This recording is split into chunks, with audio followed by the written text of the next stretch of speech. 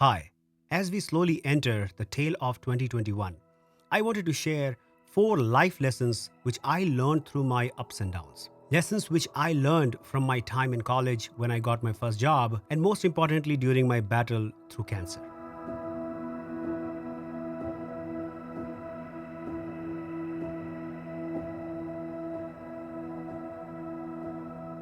Welcome back. You see, life is an eternal teacher. It continuously teaches one lesson after the other until it ends. One of the most important things to be is a student of life. It's easier said than done, but if you could, you wouldn't need any other pedagogue ever. But that's not what this video is about. As I said before, I wanted to just share 4 lessons. 4 lessons which I learned through my life. And the reason why I wanted to share these with you is because these may help you carve out another fruitful and a blissful upcoming year. So without further delay, let's start.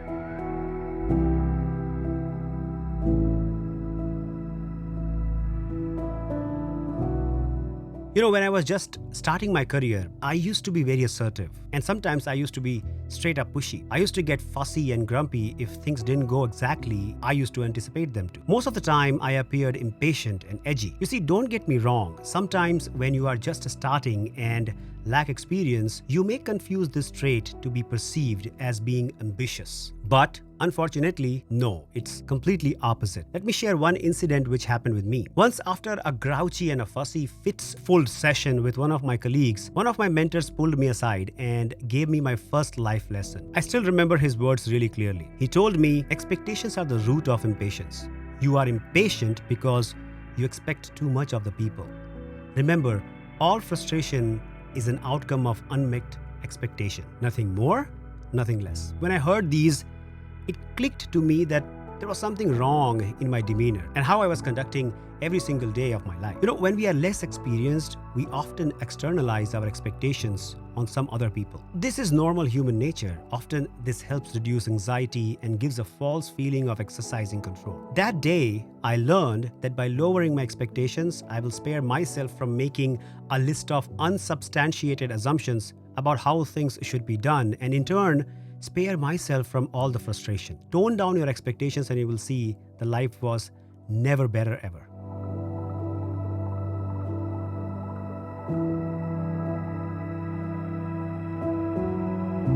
You know, this came more recently after I fell sick in 2015. You know, goldfishes are innately hungry. Their innate hunger is so much that if not prevented, they will eat themselves to death. We human beings are very similar. We are innate seekers. We seek things which are good and avoid the ones which are really bad. We are so good at seeking things which taste well, feel well, that it ultimately starts damaging us. You know, when I was recovering in 2015, I read an interesting book by Dr. Finucane, who is an expert in diabetes. In his book, he said that we evolved in a scarce environment and are now drowning in temptation. We are like a cactus in a rainforest. Now, what that means is that our brains are wired for a different era, and thus it's important for us to be prepared to counteract our primitive urges. You see, restraint is power. Start practicing saying no when it counts. It will bring much more happiness, energy, and serenity to your lives than you have ever imagined. Saying no is not always bad. You should try to restrain yourself, because saying yes always is not going to make you happy.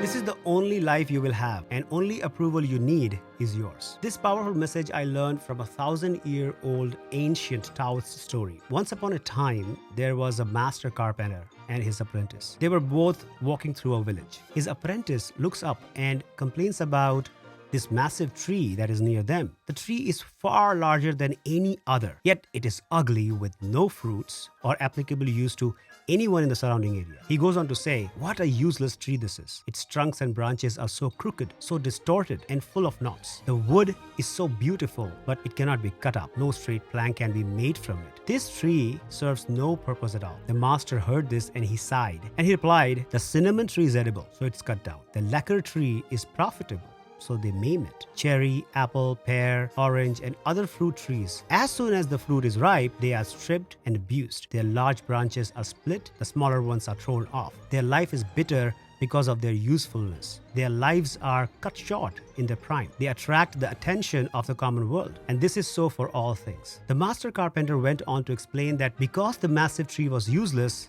it was saved. No boat could be made from it. A coffin from it would rot quickly. By being useless, the tree never became a man-made object at all. He was teaching his apprentice a broader message about how we define our own value in life. Our pursuit of goals and measuring ourselves against other people and norms are what ruins us. They feed into our insecurity and then make us impatient. Running behind the flashy things, comparing and seeking what others have, very simply put, is simply signaling that you have something to prove. It brings nothing but despair, frustration, and insecurity. When we accept that we don't need the approval of strangers, that we don't need to show how good we are, that none of that bling matters because we are already enough, then and only then we are truly free. So the lesson is to be like that useless tree, the tree which nobody wants, the tree which carries no expectations, and in turn will live a fruitful, happy life. This way, we grow larger than any other tree could ever hope so.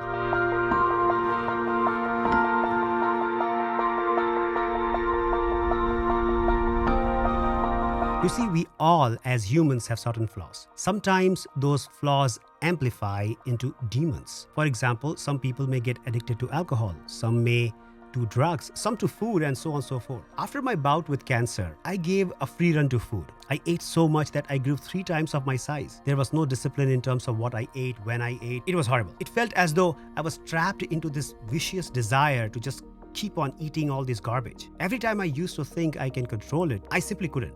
I used to follow this for a couple of days and then I was back on the same track. It was tough to tame these innate desires, and after a few days of discipline, it always came back. Then one day, a mentor of mine said something which stuck with me till date. He told me, only way for you to tame these desires is to continuously introspect everything you do. Every single day, every single moment. Tame them and grow new habits, because just taming won't help. You will have to keep yourself busy with other things so that you grow new habits as well. At a certain point in life, when you're looking to grow, it's important that you self-introspect as much as possible. Identify your bad habits and try to fill them up with good ones. For example, try going for running when it urges you to play a video game. Try and drink some juice when you feel like having something sweet, etc., etc. Fire a bad habit and get a good one. Take a paper, write on it that I'm going to fire a bad habit and get a good one. Put it in front of you.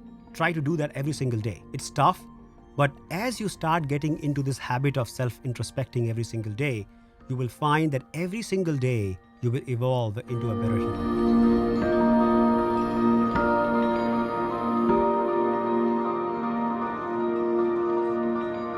So finally, as I said before, life is a teacher and we all are its students. Setting up complex goals most certainly would lead to nothing, but taking some of these lessons and trying to practice them into simple life workflows may result in wonders. In the last 11 years of my life, I have continued to practice these every day. I would not say that I'm perfect. I would not say that I have applied all these with perfection in everything I do, but the results have been astounding. And I can very confidently say that I have been happier, wiser, and healthier since then. With those words, I hope these 4 lessons help you bring some prosperity, goodness, health, and happiness. I pray that the year 2022 would be the most fruitful, soulful year for all of you. So with that, Happy New Year. Have a great upcoming year. Thanks and bye.